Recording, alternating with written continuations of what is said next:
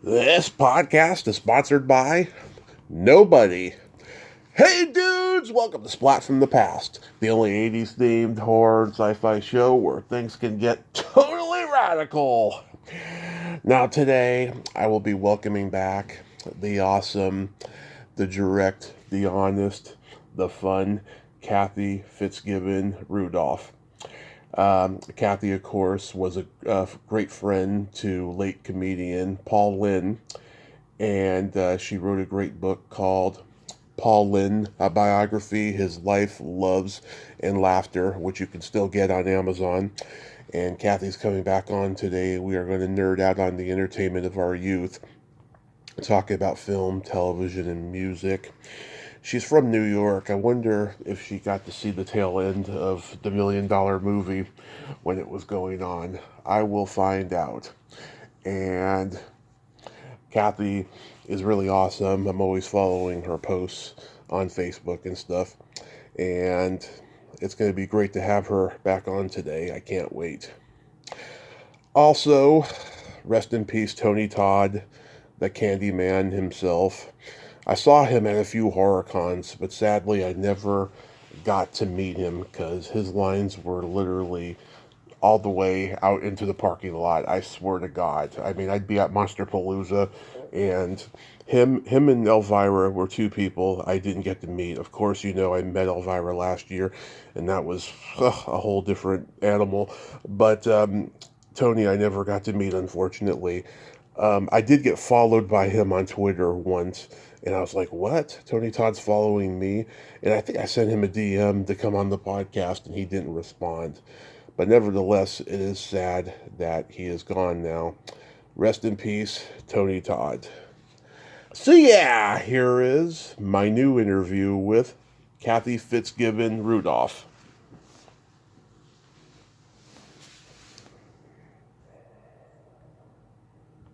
Hey, Cathy, welcome back. How are you today? I'm very good, Mr. T. How are you? I am a little cold. It's freezing here in California. My toes are icicles, but other than that, I'm good. Oh, Yep, it's that so, time of the year.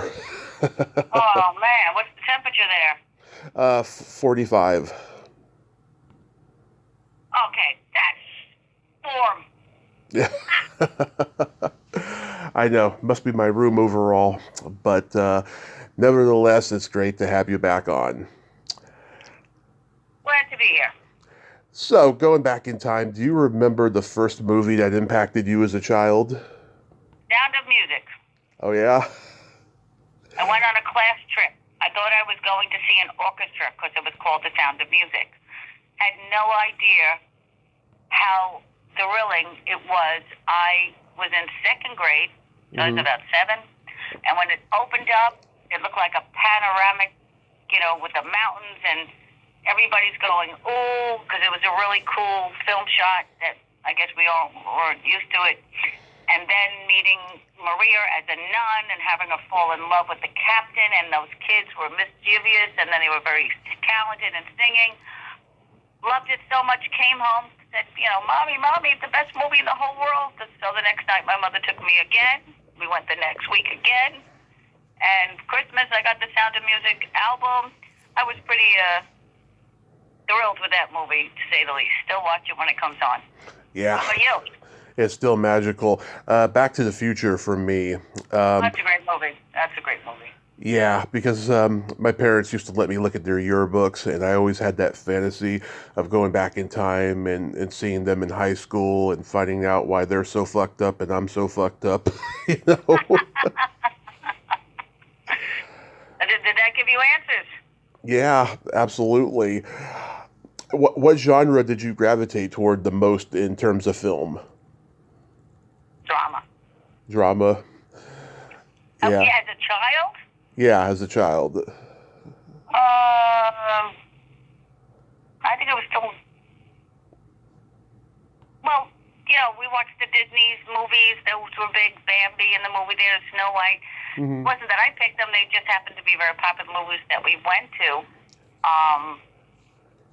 But whatever, I wasn't doing action movies, and then, you get a little older, you go to the scary movies. That was with your friends in the theater. That was always fun. Mm-hmm. Carrie, I was a little older for that, but that scared the crap out of all of us. Yeah. And to this day, I prefer drama. But, watching television was, Walt Disney, big deal on Sunday nights. The whole family sat down. You had one TV, one channel. You had no remote, so you had to turn the channel, and you watched Walt Disney, and you watched Tinkerbell, and that was great. And then you had Ed Sullivan, which I loved that show. I really loved Topo Gibio. I couldn't wait till that little mouse puppet came on. That was my favorite part. I remember watching the Beatles, and my mother said, "Look how long their hair is." That's considered very conservative right now, but I mean, those were the fun shows. I mean, comedy and horror has always been my favorite genres. I mean, I love all movie genres, but comedy and horror were the ones that I gravitated toward the most. For comedy movies, though, like what did you like? Like, I was into Mel Brooks and Neil Simon and Woody Allen and all those guys. Okay, Woody Allen definitely, Mel Brooks definitely, Young Frankenstein. Love that movie. That was hilarious. Bananas, all those crazy Woody Allen movies were great. And I loved later on his drama movies, the bunch of them. But, of course, Annie Hall was great. That was fantastic. That's comedy and drama. And then you have Interiors. That was a heavy-duty, wonderful, top 10 of my movies. That's amazing acting, and that was a really... that was a deep movie. Yeah. Oh my God, Annie Hall is my favorite romantic comedy of all time. Yeah, that's great. I own all the VHS prints of it. I love it that much because I rented them all when I was a kid. It's like a real childhood memory for me. And Sleeper, I love. And oh yeah, that was great. Everything you always wanted to know about sex but were afraid to ask, because I remember finding the book in my mom's drawer when I was 14, and then I saw the movie not long after that, and I was like, oh my God, this is like Freudian shit. Like, it needs to be updated. Yeah, that's pretty crazy. Those were wacky, ahead of their time. Did you like the Pink Panther movies? My father did. My father loved them. He laughed so hard one day, he hit his head so hard on the movie theater seat in front of him, he had like a giant egg on his head. Yeah. I mean, I thought they were great and fun, but the most humorous part was watching my dad laugh so hard at them. He just really loved them. That was probably his favorite. He loved those more than I think any other comedy movie ever. Yeah, gotta love them all. I love the old comedy teams. I was into like the Three Stooges, Martin and Lewis, Marx Brothers, Laurel and Hardy, Abbott and Costello a little later. People like that. Abbott and Costello, and this was a very traumatic movie, was Abbott and Costello Meet Frankenstein. That scared the crap out of me and all my sisters. With the Dracula was so scary. Yeah. Dracula was Bela Lugosi.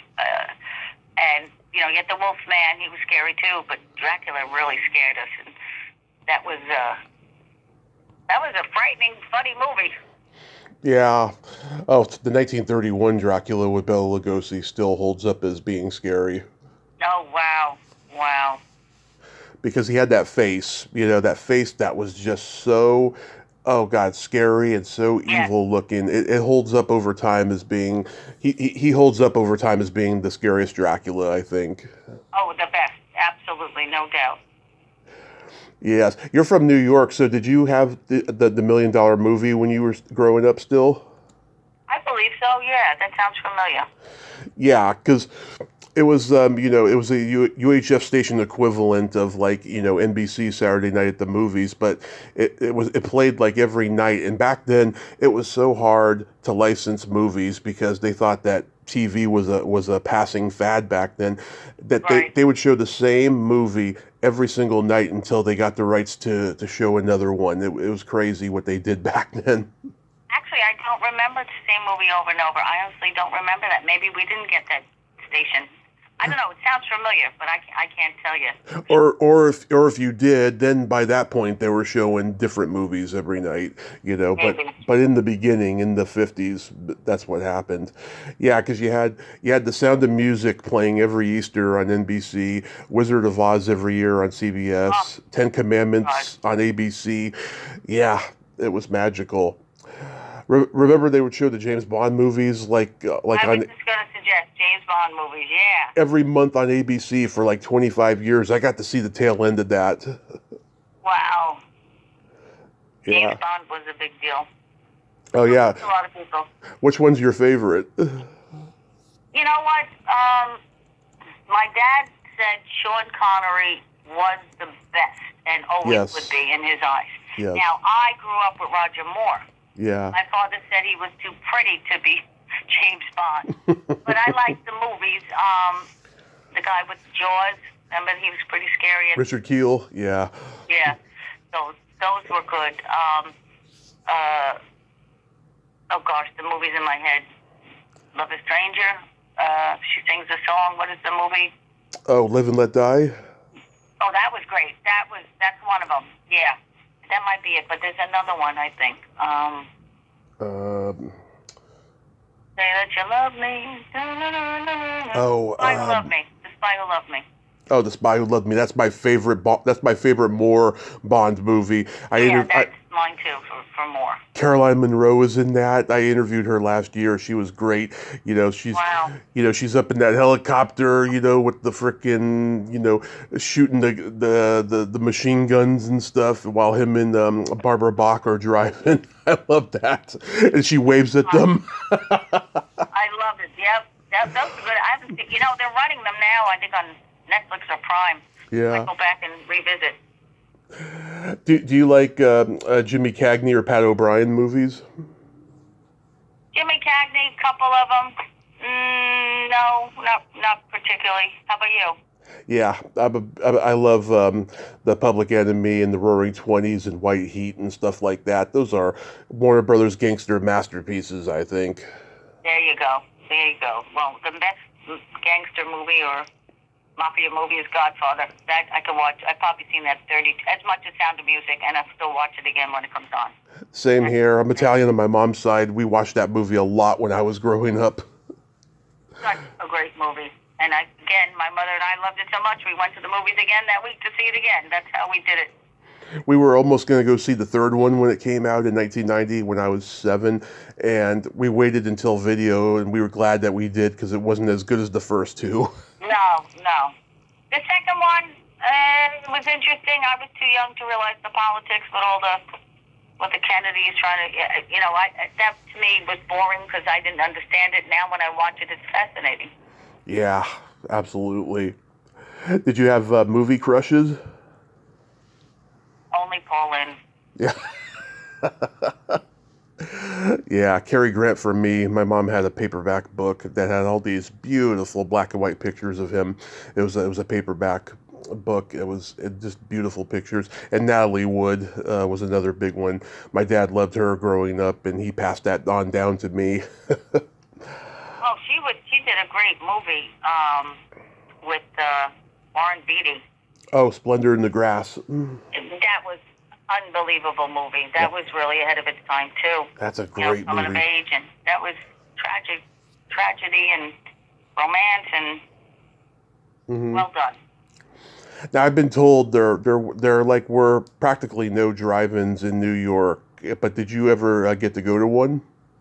Oh, we had drive-ins all the time. We grew up with them. You go, little, kids. We went in our pajamas, and our parents would pull up, and we got to play in the playground, and all the kids were in their pajamas, and then you went into the car, put the speaker on the outside of the door, get your snacks and a little blanket, and you watched the movie. Yeah, we went to a lot of drive-ins, and as I got older, we would go to drive-ins, and 4 friends would jump in the trunk, shut it while we drove through, so we didn't have to pay for 6 people. That's what we did. Yeah, my parents started taking me when I was 2, and then it got to a point where they stopped taking me for a while because I was always either falling asleep in the back seat or I was getting out of the car and knocking on windshields. Oh, that's funny. That's funny. When the last drive-in I went to, I had my baby. She was probably 4 months old, 5 months old. Mm-hmm. My husband and I were in the house all the time with the baby. We wanted to get out. Mm-hmm. And we said, you know what? Let's take her to a drive-in. She'll sleep in the car seat, and we'll watch a show. And that's what we did. And that's the last drive-in, and then they started closing up. That's probably in the early 90s, mid-90s. That was it. That's the end of the drive-ins. Yeah, ours closed in 2001, I remember. Oh, that's pretty long. Yeah, my dad. It was 1995, I think, and that was it. And we wish we had them because it was a cool night out. You were outside, but you were warm in your car, or Yeah. with your friends, and you met with the cars, and usually saw a pretty good movie, and it was just good old days. I wish they brought them back. Yeah, we have one here in the Bay Area over in San Jose. I haven't been there yet, but I want to go soon to see if anything good's playing there first. But What, yeah, you have another drive-in there? yeah, yeah, Wow, that is so cool. yeah. There's Yeah, what was playing is just it's an experience. there's certain towns that have that have drive-ins, but there's just like not many. That's all. Well, at least you still have them. Lucky you. So getting into television, you mentioned the Beatles on Ed Sullivan. Yeah, so like, God, being as young as you were, did you react the same way as all the teenagers were? No, my mother was more crazy about them, but she was showing us, look at their hair, look at their long hair, look at this girl's fainting when they see them. Yeah. And Yeah. I was never a Beatles fan. Okay. I appreciated them, but I wasn't running out getting their albums. That wasn't it. When I got older, I appreciated them more, and I'm only talking about the last 10 years. I do appreciate them now when I hear them, but I was not a Beatles fan. My mother was. So we listened to the Beatles, and we enjoyed it, but, we also listened to Gary Lewis and the Playboys, and Nancy Sinatra, These Boots Are Made for Walking. Like, I have Edie Gourmet. Like, I remember my mother playing all those.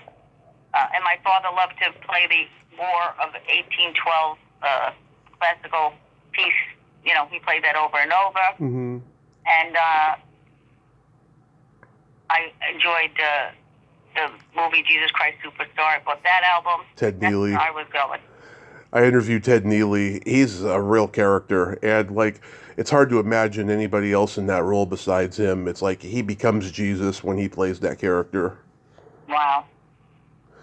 Yeah, it's funny. I interviewed the husband and wife comedy team that went on after the Beatles on the Ed Sullivan Show. Charlie Brill and Mitzi McCall.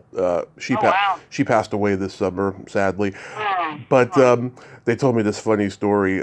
So backstage before the show, they were getting Coca-Colas out of the machine, and John Lennon obviously saw them. He was knocking on their door, dressing room door, a few moments later, and he said, "Excuse me, I need a Coke for Ringo." And they didn't know who Ringo was yet. All they knew about the Beatles was that there were these four guys that were just driving all the kids crazy. They didn't know their names or nothing. And Mitzi was like, "A Coke for Ringo? What's that, a Jewish holiday we don't know about?" Oh, jeez. That's hilarious. I love it. Do you remember seeing the Elvis '68 comeback special? No, my girlfriend was a big Elvis fan. Mm-hmm. Again, I wasn't. I had a different style than other people, I guess. But she was like, her name's Nancy. She is my neighbor. And growing up, she was my neighbor. And her and her sister, Elvis, every movie, everything. And my other girlfriend was like him too. But I don't remember that. My mom, she indoctrinated me into being an Elvis fan. We had all the movies, books, those gold plates with the beautiful drawings of him on it, everything. We went to go see. Oh, yeah, I remember those. My girlfriend has them too. Yeah. He had his house in Memphis maybe 20 years ago. His original little house. That was kind of cool to see. Yeah, we went to go see the Austin Butler movie a few years ago, and we were bedazzled by it. I mean, I don't know how much of the movie is accurate or true, but it's a beautiful put together movie, I felt. Yes, well done. Yes. Yeah. So, what sitcoms did you watch growing up? Oh gosh. Let's see. F Troop. I Dream of Jeannie. The Munsters. Yeah. Andy Griffith Show. Oh, yeah. I'm trying to think of Carol Burnett, of course. That was my favorite. Trying to remember all the shows we watched. You didn't have that many. You got, 4 channels, basically, 2, 4, 7, and 11. I think that was your main source of entertainment on television. All the whatever was on, you watched. Yeah. Sesame Street was on 13. Yeah. Whatever they were showing, that's what you watched, one after the other. I don't remember them all. You probably do better than me. All the networks that ended in C. Yeah. Batman. Oh, yeah. Batman. I watched Batman. Definitely watched Batman a lot. And trying to think of the other movies, if you... TV shows. My memory here. The Monkeys. Oh, the Monkeys. I watched that. I think it was on Saturday morning or Sunday, I think. Yeah. I think it was Saturday mornings. We watched, the Monkeys. Yeah, we liked the Monkeys. Me and my sisters would watch them. I had a huge crush on Davy. I liked Mickey. My sister liked Peter, and, we kind of made ourselves each have, one of them. I interviewed Mickey's sister a few years ago. Oh, neat. Yeah, they were on their last stop of the farewell tour, and she talked to me just before the show for like 30 minutes, and it was great. It was wonderful. Wow. Yeah. Did you watch variety shows? Oh, yeah. Oh, definitely. Laugh-In? Oh, gosh, yes, of course. Laugh-In was a staple. Absolutely great. Loved Laugh-In. Yeah. Oh my God. I used to watch it on Nick at Night, and they chop him down to 30 minutes. I see it on Tubi, the full length episodes. I could see why they chopped it up, because not every joke was funny, and they dragged and was long. Those shows. Right. Oh, geez. And Love American Style. That was pretty popular when I was growing up. Love American Style. Yeah. They even brought it back in the 80s. Oh yeah. And then Bewitched, of course, with Paulin. I had to. Yeah. Do that all the time, and I Dream of Jeannie was a pretty popular show. And then, of course, Johnny Carson at night. That was. Oh yeah. I wasn't allowed to stay up, but I could hear the TV from my bedroom, and a lot of times I would listen to it and hear my parents laughing and wishing I could watch it. And I can still watch that now. You scroll through your phone or on the computer. It's a great show, Johnny Carson. He was the king of the night show. Yeah, I know a guy, Mark Malkoff. He had a Johnny Carson podcast for almost a decade. He interviewed everybody who had ever been on there, even freak acts who were on there like one time. It was amazing. He has a new podcast now called Inside Late Night, where he still talks to people in late night TV or Saturday Night Live or what have you. You remember when Paul did the Halloween special with Kiss? Of course. I talked to the Asian girl that was on there who was a dancer, Adele Yashioka. I talked to her last year.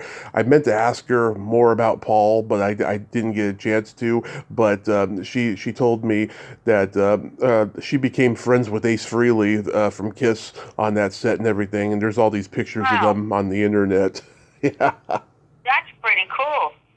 Yeah, did Paul ever talk about that special to you? Oh, as soon as the show was over, I called him and I said, just watched your show. And he's like, I love that, I told him how much I thought it was great and wonderful, and he was so happy and feeling up. And then I was his first call. And then after that, I said, I'll let you go. You're probably getting more calls, which I hope other people call to tell him. Because, I just did the podcast not too long ago with Gilbert Gottfried and Frank. Yeah, Amazing Colossal Podcast. Yeah, and we, I went to the city to do that, and we had a ball talking about the Halloween special, and of course we talked about Hollywood Squares because that was, Paul's claim to fame. Not that he wanted to be known with a game show, but that's how he got to be a household name. And we talked about how zany and entertaining and scary the Paul and Halloween special was, because it's got everything from Florence Henderson singing, and you've got two famous witches, Witchy Pooh and Margaret Hamilton, who played the Witch and Wizard of Oz. They became good friends after that show. Wow. I didn't realize you were on Gilbert and Frank's show. I gotta go listen to that. Did Gilbert get really bawdy on that episode? He behaved pretty well. Okay. But it is funny, and he says some really funny things. And always. it's funny because somebody wrote one of their best episodes was hearing how I met Paulin and our relationship. Somebody wrote that up as one of the 10 podcasts, which I thought was pretty cool. That is podcast that he's done. So, and that's nice because he passed away not too long ago. But it was very, very sweet, and that was one of the funnest podcasts. In person at their studio, having a good time. Really, really fun. That was great. One of my favorites. I loved him. I used to watch him on USA Up All Night as a kid. That's where I learned about low budget films and stuff. It was amazing. Getting into music. Do you remember the first album you ever bought with your own money? I actually won it wasn't a contest. It was a raffle or something. We had a store in Levittown, Long Island, called TSS, Times Square Stores. And it had everything from a record department to electronics to clothing and then food. So my mother was shopping in she was doing the checkout, the food. I'm in the store with my dad and my sisters and maybe a friend, I forget. And all of a sudden they announced the winner. This is 1969, I think, 1970. The winner of a $50 worth of music, albums, and whatever you want to pick was me. They said Cathy Fitzgibbon. Well, now I'm Rudolph, but Cathy Fitzgibbon. Yep. And my mother's going, "That's my daughter. That's my daughter." So I won $50 worth of music. So my first record I bought, and this is the first one I ever bought in my life. I never bought any. I think my sister might have. She was older. But mine was Sugar Sugar by the Archies. Yep. And then I bought a bunch of albums. Jay and the Americans, which I didn't even really know why I picked that, but whatever. I think I bought a Beatles one, I think. My dad bought a movie. He didn't buy. I just let them all, go. Yeah. $50 back then was a lot of money because I think the 45s were probably, 50 cents, 80 cents, I don't remember. Yeah. But you could buy a lot of music, so I bought a whole bunch. But my father bought the movie-themed ones, with James Bond music and all the top music, and my mother got some Johnny Mathis and whoever else she liked at the time, and my sisters each picked. So that was a big deal. Yeah, my parents had a big... the music. Yeah, my parents had a big box of vinyl records, everything from the Beatles to the Stones to Carole King's Tapestry, Fleetwood Mac's Rumours. Yeah, Tapestry, great album. Anything Rod Stewart they loved. Yeah, I love Rod Stewart. There's nothing like that stinky, musky smell of vinyl. It's intoxicating. Oh, yeah. Do you remember your first concert? My very first concert, I think, was Elton John and Billy Joel. Love it. Yeah, it was great. Together. I saw the Monkees at Candlestick Park in 1997. They were opening a Giants game, and they did like 10 songs, and then they drove off the field in a Cadillac. It was great. How cool is that? That is so cool. Yeah. How about comedy records? The only one I had was the Hollywood Squares. Okay. Yeah, I mean, that was the golden age of comedy records. You had Carlin and Pryor and Firesign Theater and Cheech and Chong. I mean, it was... Cheech and Chong, that movie was hilarious. Oh, yeah, all their movies and albums. Yeah. When I interviewed Tommy Chong... Carlin, and my parents loved him. George Carlin. So I did... My parents liked him, and so did my sister. So I was listening to that with them, that they were picking that. I forget, what was it an album, or was he on TV too, or both? Both. He was always on TV, and he did albums. Yeah, he had FM and AM and Class Clown. Those were his two biggest albums. That's it. Yes, Class Clown. Oh my gosh, I would love to hear that again. Yeah. Oh my gosh. I think it might be on YouTube. Oh, I'll have to check it out for sure. Oh, I got to send it to my sister. We'll laugh our heads off. Yeah. That's fun. That's fun stuff. Wow. When I interviewed Tommy Chong a few years ago, everybody in my hometown considered me cool for like a week because, God, everyone was flipping that I was interviewing Tommy Chong of all people because That's pretty cool. of his marijuana advocacy, and his gummies and all his products that he's doing now. That's it.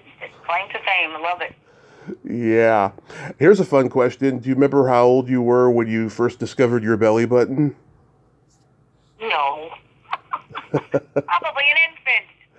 Yeah, same here. I remember like starting around 7 though. I was first contemplating mine and stuff because me and the boys and the girls in first grade, we would all compare each other's.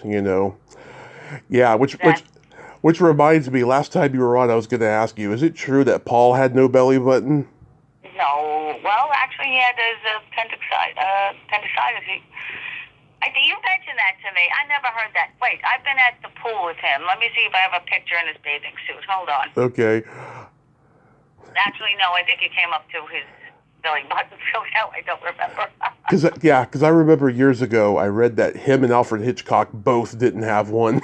That's impossible. Yeah. Well, I mean, there's some people, when they're born, the umbilical cord is cut funny and it looks like that they don't have That one. looks like a belly button. Oh, my gosh. Yeah. That's funny. Yeah, certain. I think you brought that up to me once, and I did, yeah. Yeah, I don't know. Mm-hmm. I don't know.